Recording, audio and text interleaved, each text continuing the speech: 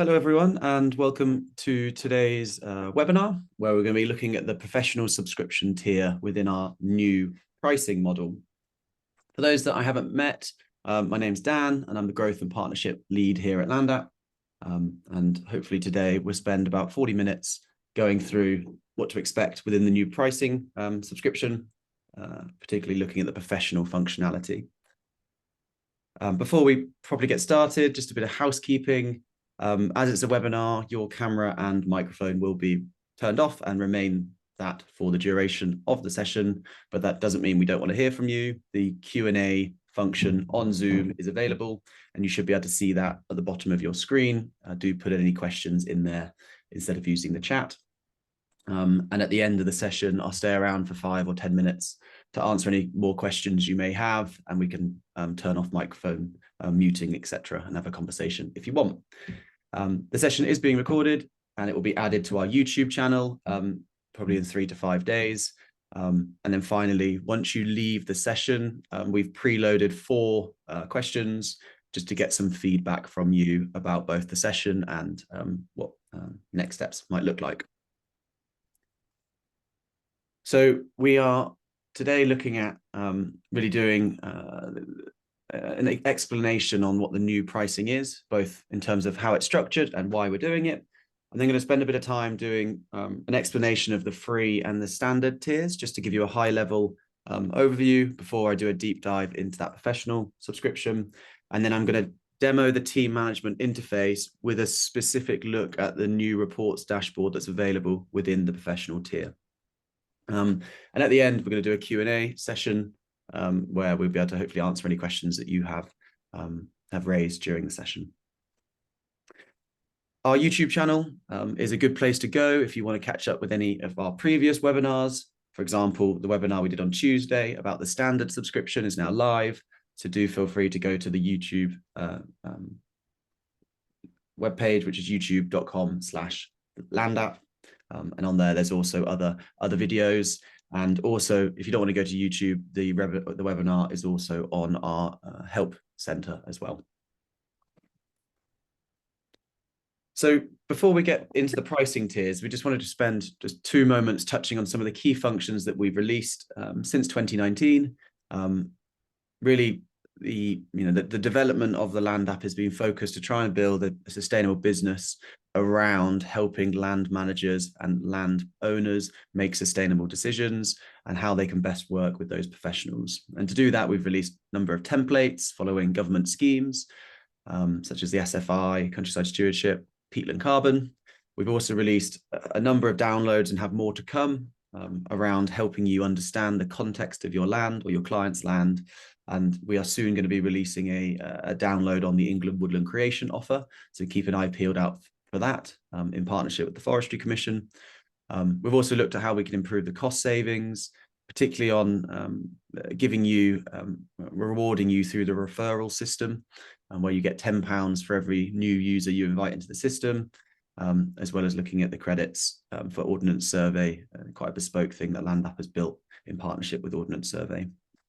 With the referral system, I'll give you a bit of an update today, but it's a really good way of covering your subscription costs. So you get £10 per new user you refer.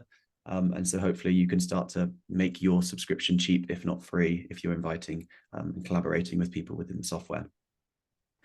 We've also released a number of different data layers, England Woodland Creation being a focus over the last couple of months. So we've released those targeting layers about where the additional payments can be accessed.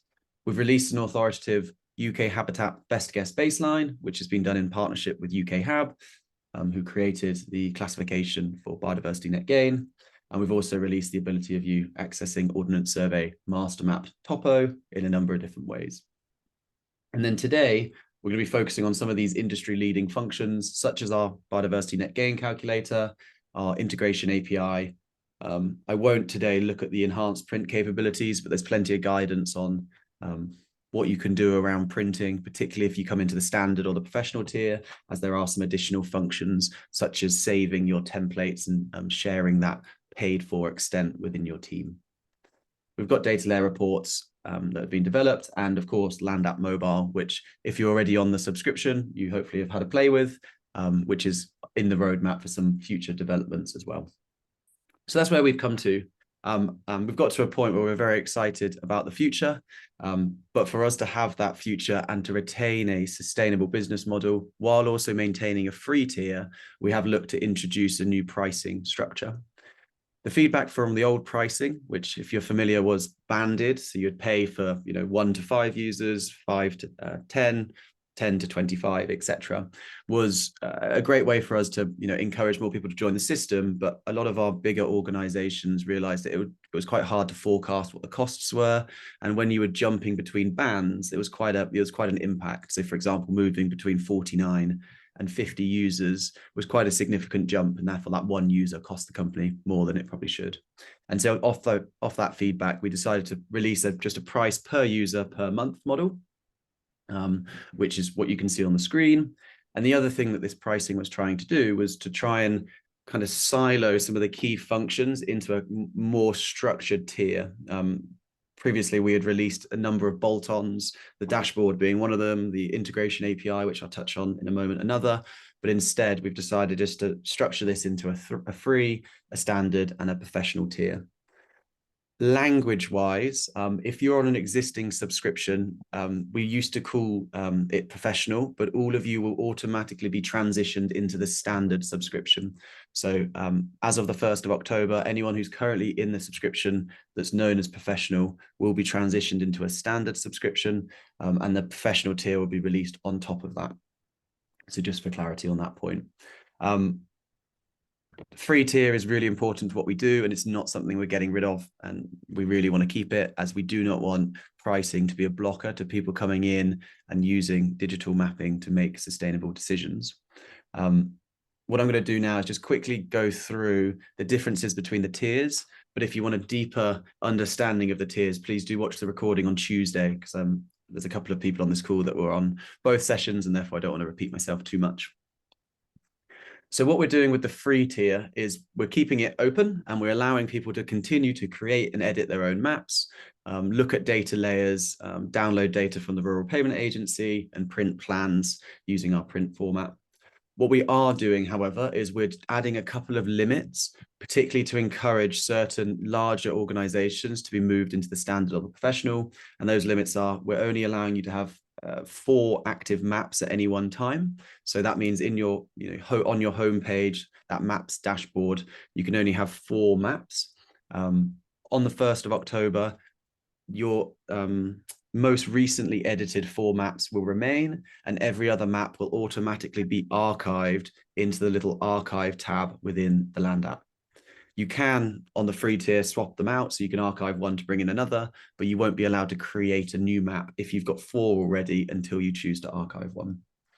The other thing that we are introducing is the limit of being able to collaborate once you're on the free platform with other editors. So you can invite view-only editors into your map, but if you want editors to come in and edit your map, that's going to be on the standard and professional tier.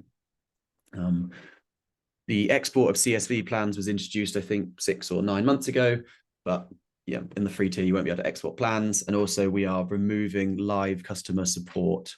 That's the in-app chat that Similar, my colleague who's on the call at the moment, spends most of our time answering those questions. And that's simply just because we've got so many users now on those subscription tiers that we just need to prioritize getting support to them. So free users can still use the help, still use the YouTube and still send us a message, but it just won't be prioritized. And the live customer support will be focusing on our standard and professionals. Going up a tier then to that £10 a month, the standard tier, this is where all of those functions are then available. So you can have more than 4 maps, you can invite editors, you can export the CSVs, and you do have that live customer support. Plus we've also added, consolidated a couple of functions like Land App Mobile, viewing corporate ownerships, map of maps, etc., into the standard tier. If you want more of an explainer on what's contained within this tier, like I said, please go watch the webinar from Tuesday as I do a bit of a showcase on some of these key features. But today we're mainly speaking about the professional tier, which is really a tier for those professionals wanting to take their mapping to the next level, to the point where they are getting insights across their team, getting insights to understand how their team is doing, how their portfolio looks, and what their total impact is across that portfolio. So you get all of those free functions, and I probably should have written all of those standard functions as well, but included in the professional tier is a Land App metrics dashboard, which I'll be showcasing today. Bespoke data layers, so we can work closer with you and your GIS team to get data layers in through integrations. So please do contact sales if that's of interest. We can run bespoke training sessions for you as a team. You will be assigned a dedicated account manager.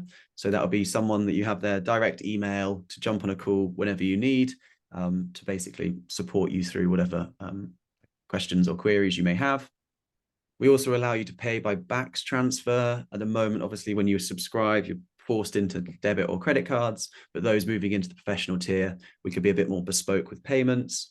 And then finally, what I still think is one of the most underused but most powerful elements of what the Land App can offer is an API key for your organization.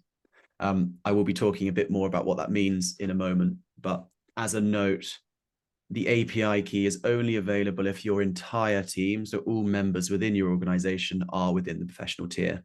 All the other functions, you can have a mix and match. So you can have, 5 people on standard and 5 people on professional, and those 5 people on professional will have access to this list. The 5 standard users won't.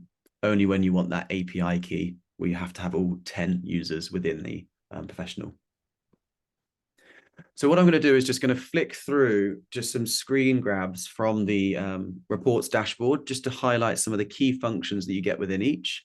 I will be doing a bit of a live demo in a moment, but with live demos, I can't really cover everything. So I thought I'd do the slides to start with. But if in the Q&A, if there's anything particularly you want me to demo from these slides, please let me know and I'd be more than happy to do that. So the dashboard itself has been built to aggregate for your entire network summary statistics and key metrics following government guidance. It's divided into a number of different tabs. So homepage, baseline, future, biodiversity net gain, basic payment scheme, countryside stewardship, and the Peatland carbon code. And I'll be going through each of those now. There's some consistent functions through each of those pages. And then for each of the pages, there's also some bespoke metrics and some bespoke calculations that happen. The data that's shown on this dashboard only gets pulled through when you publish a project to Map of Maps. So hopefully you're familiar with the Map of Maps process. If not, please do have a little look at that Tuesday's webinar. But in principle, you can tell Land App by clicking a little tick that's on the left-hand side that plan is finalized, or at least is ready to be sent to your Map of Maps. And that same process of sending it to Map of Maps also sends it to this dashboard. So this centralizes all of your team's finalized projects. And as a note, this doesn't just necessarily mean all of the maps that your organization has created. So within the Land App ecosystem, you hopefully have noticed that you can be invited to someone else's maps as a collaborator. And one of the levels of collaboration that you can be invited to is as a publisher. If you're given publisher permission, you also have the ability to publish that plan, which can send that data to this dashboard as well. And what that we're trying to facilitate with that is that we really want, individual land managers or, farms to create their own maps and start collaborating on their own maps. And by inviting in professionals to their map, so they can invite, a land agency firm, their local wildlife trust, potentially a developer or an advisor in as a publisher, all of those professional bodies are working off the same source of truth, which means as soon as that farm or that farm map is updated, they change a cropping code or a habitat code or, a future plan, everyone's Map of Maps updates and everyone's dashboard also updates. We're not creating replicas of the same farm, because otherwise we're, wasting time and not all working off that same one source of truth. So hopefully this infrastructure and the way that we've set it up facilitates that. So on the homepage then, just to kind of whistle through some of the key functions, I'm just going to move my little Zoom thing out of the way. So the homepage tells you how many unique clients you're working with. So you get a breakdown of all the unique number of maps, and also a bit of a high level overview on how it's updated, who to contact. In this case, it's me, if there's any suggestion for the changes, when it was last updated, etc. Also within the dashboard, and I could demo this on the live bit, we've got these configured filters that allow you to filter your dashboard on a number of different attributes. So you can filter on unique map name. So if you're just, for example, wanting to get a summary across all of these different tabs for an individual client or maybe a group of clients, you can filter it in quite a bespoke way. And we've also got these other filters like the catchment they're in. So if I just wanted to see how many of my portfolio are within, say, the Avon catchment, I can very quickly get that information. And then there's other filters such as the prefix of the map name. So you can, if you're consistent with your mapping naming, which hopefully you are, and if not, we've got guidance on that. It just means that you can filter your plans and filter your dashboard based on that naming convention. Also, throughout the every page of the dashboard, there are these PDF exporters. So you can download, as I have for this presentation, you can click this download PDF, and I'll show you that in a moment on the live demo. But you can download each of these reports into your as a PDF or as an image file for you to then share with a client. And that's particularly useful, for example, for the biodiversity net gain metric that I will show you in a minute. Other things just to highlight on the homepage before I start flicking through the other tabs is that this also shows you the total hectareage of all of the different projects that you're working with. So this isn't my demo account, so these are all just fake maps. But what you can see is the total hectareage of ownership projects that have been published, the hectareage of BPS projects, Stewardship, UK Hab, and Peatland. And this then allows you to identify what the total hectareage for each of those individuals are, but also identify where you've forgotten to publish a map or where there might be misalignment between the total hectareage of a UK Hab plan and the total hectareage of a boundary plan, for example. Also, finally, you get this little map view. At the moment, this is just rendering on the ownership layer, but we're probably going to update it to render an overview of all of the different projects aggregated into a single layer. So you can start to see on that homepage the total coverage. Page 1, I guess, or page 2 is the baseline habitat assessment. So this is for a summary of all of those habitat maps that you've got within your portfolio.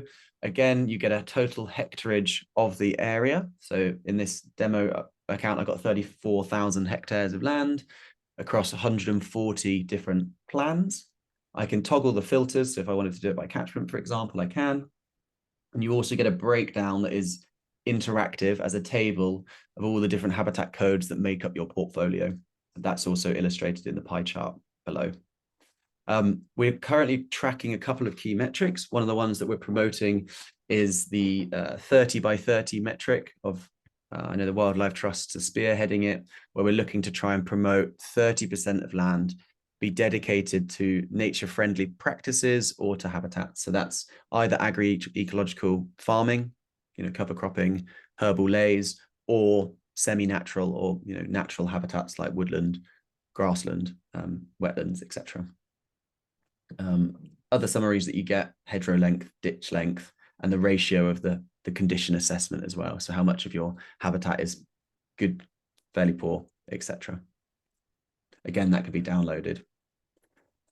Then on top of that baseline habitat, we have the land management plan template, which is where we're trying to encourage users to draw on a map where they want to see new things happen. And this is almost a page of potentially investable projects. That's the way I like to see this one, is across your entire portfolio, how many hectares of land is interested in doing something different? And that's ultimately what we need in the land management sector. We need more people creating future plans of where that particular land manager is interested in woodland planting or trying a new cultivation technique or, creating a new habitat corridor. And this is where you can centralize that.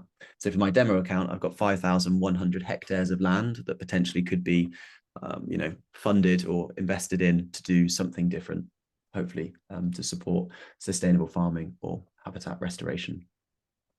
Again, that can be downloaded. And it's worth saying that we're kind of still in version 1.4. We've just got a user interface and UX designer to come in and do a bit of a deep dive. So we're going to tidy it up a bit. So please ignore if it's not perfect. We're going to be improving that over time. But it's at least getting the metrics out that we've been requested more often than not. Once you've got that baseline and that future plan, the dashboard also calculates the biodiversity unit impact of those plans, and it comes out in this kind of report. So again, for my entire portfolio of 34,000 hectares, what this unit estimator does is it uses the BNG metric 4.0 to tell me how much of that land is eligible. And so that's looking at what UK HAB code it is, how many hectares therefore is displayed at the top. So 15,000 hectares of my 34,000 portfolio is eligible for BNG uplift. And then you get a full detailed breakdown across your entire portfolio of what that is by habitat, by condition, by strategic significance as well. If you want to know more about how this is calculated, we did do a whole webinar on the biodiversity net gain process. So please do check our YouTube channel to watch that. Again, that has these unique filters. So I can filter by a particular client and see what their particular impact is. And I can use the PDF exporter to get that data out of the dashboard and send it to them as part of that initial assessment report that you might be doing for your clients. An additional export that we have included is this CSV button at the top, and I'll demo that in a moment. But what that does is that exports any one of these tables in a format that allows you to copy and paste it into the Natural England calculator directly.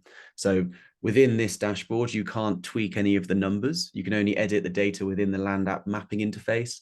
However, if you download it, you can copy and paste it into the Natural England calculator and change, for example, the strategic significance scoring. And I think they're the main things to say on this page. I mean, the headline results. This is kind of what people are interested in is what's my baseline units, i.e. the equivalent, my existing habitat in the language of the biodiversity net gain assessment. What's my post-site intervention, i.e. with all my future plans, if they were put in place, what would be the uplift? And the difference is then the unit difference that is the marketable units that could potentially be sold as part of biodiversity net gain. That is then broken down into creation, enhancement, and retention. Creation being making a new habitat, so moving from cropland to woodland, for example. Enhancement is retaining the same habitat, but increasing the condition, i.e. going from poor to good quality grassland. You're not changing the habitat, you're just enhancing the habitat. And retention is just how many units are being retained, i.e. not being destroyed because that farm is maintaining their woodland, etc. So yeah, please, if you're interested in that, do check out the other webinar, but obviously the Q&A might be a place to ask questions you have as well. Basic payment, obviously it's phasing out, so we haven't put too much effort into this, but the main calculator we've got on here is a BPS reduction calculator. So what this does is this puts in the logic from the reduction in payment rates from 2021 to 2024, and that multiplier is based on the hectareage of eligible land. So once you've got your entire portfolio, it'll be calculating as a whole what the estimated reduction is. But if you add a filter for a particular client, it will then tell you over the time how much expected basic payment they're going to receive. Again, we've got some summary statistics, summary tables, download, and areas. And then the second last page before we come on to the Peatland is the countryside stewardship summary. This is just again, an aggregation of all of the stewardship plans that have been published. And we have got a number of clients that are using this page as a really good bit of marketing resource. So if you're from a consultancy or an advisory body that is doing stewardships, this is a very quick way of you getting all of your team to publish this year's stewardship plans that have just gone and getting a quantified output in terms of the total hectareage and the total value of those schemes that you've delivered. So for example, in my demo account, my first year capital payments are £28 million. And over the 5 years, I think that's the wrong way around. I need to look at that, but £400,000 of value. So you can basically extract from the data very quickly how much value you've been bringing to your client base. And then finally, this is very much a proof of concept. We've done this in partnership with the Lincoln Wildlife Trust to basically get a first working version of a Peatland carbon calculator. So hopefully you know now in the software, we've got a Peatland template that allows you to map Peatland based on two main assessments, the Natural England Condition Assessment and the Peatland Carbon Code Assessment as well. And so this is a central place for you to aggregate all of those templates and start to get the emission factors out and the restoration factors in terms of carbon values. So the output from this demo site that I did, according to the Peatland Carbon Code, 1,600 tons of carbon per year could be sequestered. do have a play with that. I think there's still a lot we can improve with this one. So if you are in the Peatland area, you are moving on to professional, do get in touch, because I think there's some fun things that we can do. You can see the types of graphs, etc., that we're using. Okay, so that's the reports dashboard. Hopefully it gives you the insight you need to just at portfolio level assess your impact and start to get some key metrics for clients like the biodiversity and peatland metrics. So the other thing you get within the professional tier, as mentioned, is the integration API. And this is a bit of tech that we see some of the bigger enterprises using, but I would love to support some more of the medium to smaller enterprises also using it, particularly if you've got an in-house GIS team who uses things like ArcGIS or Google Sheets or Power BI or any of these other bits of software that all of the maps from LandApp would be useful for. If you're not technical, please don't worry. I'm hopefully going to explain this in a way that isn't overwhelming. But in principle, I like to think of an integration API as just a bit of piping that connects one thing to another thing. Okay, that's all an API is. It does stand for Application Programming Interface, which is a bit of a mouthful, but just think of it as some data plumbing. It allows you to push data from one place to another. What's happening at the moment then is when you're creating maps on LandApp, a LandApp user, you're creating these plans, whether it be a stewardship plan or a UK HAB plan or a BPS plan. And you're doing that by importing data from RPA, from existing GIS software, from land registry, or you're purchasing some Ordnance Survey or UK HAB data, and you're editing that data using our templates. So you've either got a BPS project that you're clicking on a shape and you're choosing the crop type, or maybe you're drawing a new hedge, okay? And all the time that you're creating data, you're using a template from LandApp. So LandApp has purposefully built these templates so everyone is creating data in exactly the same structure. No one is using a capital W for woodland where the others are using a lowercase w for woodland, which means the data is 100% clean across your entire organization, but also across the entire LandApp ecosystem. With the integration API, what this allows you to do is it allows to pull all of that data that's being created under your organization. So this isn't all the data in LandApp, that's still secure, just with data that you can see in your dashboard and is available on Map of Maps and is within your organization, can be pulled out through a single bit of plumbing and dropped in another bit of software. And that can be instantaneous to the point the fact, you could edit a shape within a couple of seconds. Your HQ, your GIS team can see that change on their side as well. So the data is fully structured, which, when you're working with a GIS team, that's really what a lot of people's time is spent on, is tidying data, reformatting data, etc. The LandApp API has done that for you, and you basically receive this live feed of whatever template you're using dropped to wherever you are using, what other external databases you're using. A prime example is people on ArcGIS. It's a very popular bit of software, and the LandApp here isn't here to compete with it. We've actually got a bespoke ArcGIS to LandApp connection, so you can very easily wire in the two. So if you are an ArcGIS user, do get in touch, and we'd be more than happy to help wire those two things together. LandApp acts as a nice window into the world of GIS, and then your GIS team can use ArcGIS to do their in-house in-depth analysis. And then the final point is that data is fully structured across all the different templates. So regardless if you're using a stewardship or a boundary template, there's certain attributes within that data that you can always rely on. So therefore, you can start to build your own IP, your own internal insight on structured data that your team is making. So that's kind of the off-the-shelf API. Just worth saying, and this is why I put this box at the bottom, is that you're just in that instance just pulling data that you've created, i.e. just the BPS plans. But if you are interested in getting a more enhanced data feed, and what I mean by enhanced is pulling that particular basic payment shape through the API, but it also intersects with some of our data layers that we host, like a flood zone or triple SI, a designation, habitat, etc. We can ship that type of data as well. So not only do you receive in your GIS system everywhere in the country that you put cover crops in, you also receive everywhere in the country that you've put cover crops in that intersects a flood zone. And that allows you to start to understand maybe more detailed insight into how those cover crops might be impacting the wider landscape. Hopefully that's explained enough on the API. So happy to answer any more questions you may have. So what I'm going to do is now I'm going to switch across to the dashboard. Firstly, very quickly, just showing you the new interface that's going to go live on the 1st of October. So if you're already in a subscription, you should be able to come into the accounts page. We've done a bit of an update to make it easier. Again, if you need a bit more of an explanation of all those tabs, look at the Tuesday's webinar, the standard subscription one. But the main one, just to explain, is that within the subscription tier, you can now go in and change your subscription, or you will be able to, and you'll then get an explanation of those 3 tiers that we are offering. So you can either downgrade to free, which is obviously not what we're talking about today, but it is an option.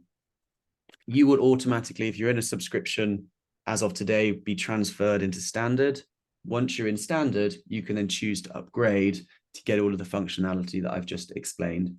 So you'd click the upgrade and follow the steps, and that would just upgrade you as an individual, or you can upgrade en masse as well by activating the API, which I need to remind myself similar. I've already got it. So I think I've already got the API bolt on. So that's how you move up through the subscriptions. You come into the subscription, hit change, change subscription there, and that then shows you how to upgrade. One other thing I do want to flag, and I mentioned it in the intro, is there is this earn credit button. And what that does is that takes you to the referral system.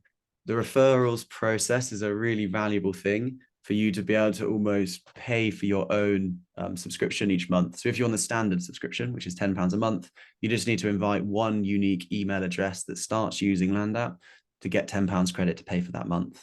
So as you're working with a group of farmers or colleagues, make sure you're referring them through the referring system, and that credit can then be used to pay for your standard or your professional subscription. So just in the last 5 minutes before we come on to the Q&A, I just wanted to kind of in Blue Peter fashion show you an up and running live dashboard. Once you've upgraded to the professional, there'll be a delay of about 24 hours. But once you're then upgraded, you'll be able to access this button, which is called Reports. When you click on Reports, that will then load up your dashboard, which looks like this, which is a place then that you can toggle on everything that I've just described. So I can zoom in and out of a map. I can apply unique filters. So I can look at a particular, just go for a particular demo, like a BNG demo farm. And that then just renders my whole dashboard for that particular client's name. So 104 hectares are mapped in that BNG demo. Just to show you some of the key functions, I'm happy to demo anything else if of interest. The main one that we're seeing people use is the biodiversity net gain calculator. So if I do click on the BNG, that then loads up my entire portfolio. So again, this is the screenshots I just had. It's a bit more interactive when it's not an image, where you can zoom in and out, see where those units are coming from, see how those units are being calculated as well, and obviously get the total impact of those particular areas. You can then filter by particular client. So if I typed in, I think on here I know Tim, our founder's just going through a BNG assessment at the moment. So they've got an official natural capital map. If I load up that they've been doing in partnership with the Surrey Wildlife Trust, that will just run a calculation for that particular map and then output the total unit difference for that particular plan. So of their 34.43 hectares, pretty much 100% is eligible for BNG, which is quite exciting for them. And this is their baseline units. These are their post-intervention units, and therefore their total unit difference that they potentially could market is just under 90 units across 30 hectares. So 3 units per hectare is pretty good going. This would then, as a plan for, in Tim's case, can be shared with family and friends for them to understand what their potential is. But also, if you're working with the consultants like they are with Surrey Wildlife Trust, you can share with them the actual habitat data, like the BNG baseline Excel spreadsheet that if you download will then come onto your system. And actually, I'll show you the PDF as well while I'm there. So I'm going to download the PDF as an A4, portrait, and download as well. So I'm now downloading the table of data that I can share with my consultant or client, and also a nice PDF image that allows me to print off or share that on an email. So if I open that, for example, yeah, there's a download that I can share as an output for this particular Norney Farm app. Other things on here, project name. So there's kind of two main filters. You can filter by the name of the actual map or the name of the actual project within the map. I would always mainly use the map name because that's the higher level one. And I think, unless there's any major points you want me to discuss, I'm keen not to do too much, I suppose, demoing of the dashboard because we've got quite a few videos on there. But if you put in the Q&A, if there's anything in particular you want me to cover, please let me know and we can have a play and demo that together. So thank you so much for listening. Turn off that Norney Farm filter and hopefully in my stewardship. There's a bit of a bug there that we need to tidy up, but you can then see my stewardship plans across my portfolio and the total area of each of these things. Okay, thanks for listening. And I can see some Q&As are coming through. So what I will do is come over to them now. So first question from an anonymous listener, can you use the API to display plans on your own website?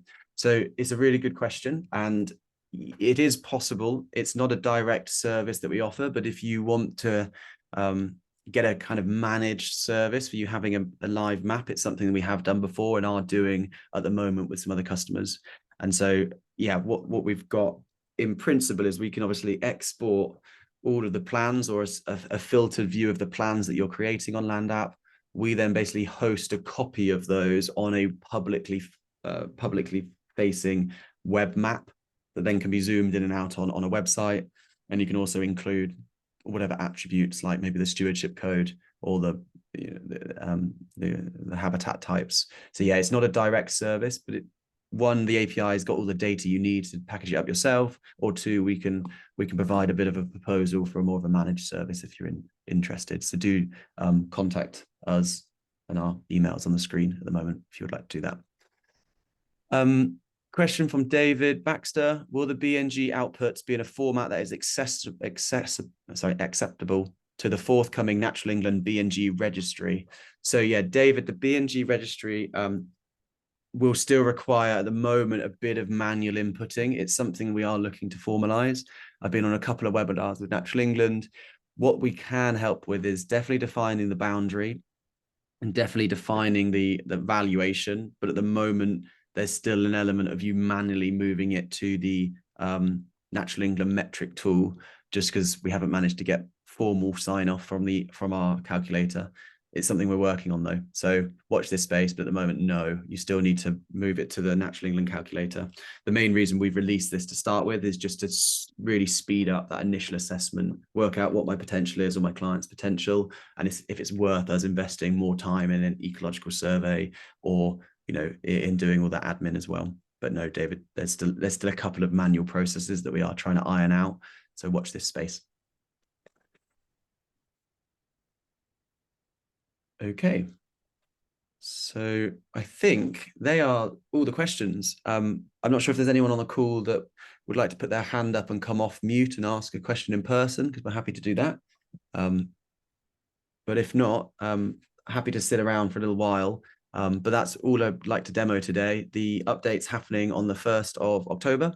So standard subscription is kind of the de facto subscription that people will fall into. But if any of the features that I've demoed today are of interest, obviously we'd love you to move across to join that professional subscription, either as some individuals within an organization, almost power users, or if you're looking at that GIS enterprise integration, that might be a better route forward as well. When you leave the webinar today, there's going to be a little pop-up with just 4 questions. It should only take 30 seconds. If you do answer them, that'd be much appreciated because it just helps inform where we are and where we're going next. Great. So we've got a raised hand from Karen. Let me see if Karen, I can, how do I, oh, where you gone? I'll try and, very similar. Can you, oh wait, no, it's Alison that's got a raised hand. Alison, I'm going to unmute you. Hopefully that allows you to speak. I think you're on mute though, Alison. I've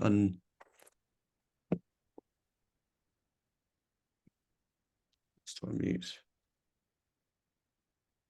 And Karen, your hand's gone down enough, which I assume means that you don't have a question. But Alison, if you can hear me, can you unmute yourself?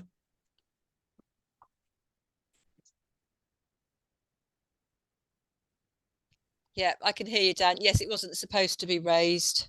Oh, sorry. Okay, thank you. No problem at all. Hope everything's well. Yeah, thank you very much. Great. If anyone else has got any questions, or please feel free to raise your hand. If not, we can enjoy the sunny afternoon that is Friday. And yeah, do get in touch with any questions. And yeah, thanks for coming to support the Land app, and hopefully we'll be on a great journey together. Thanks for your time.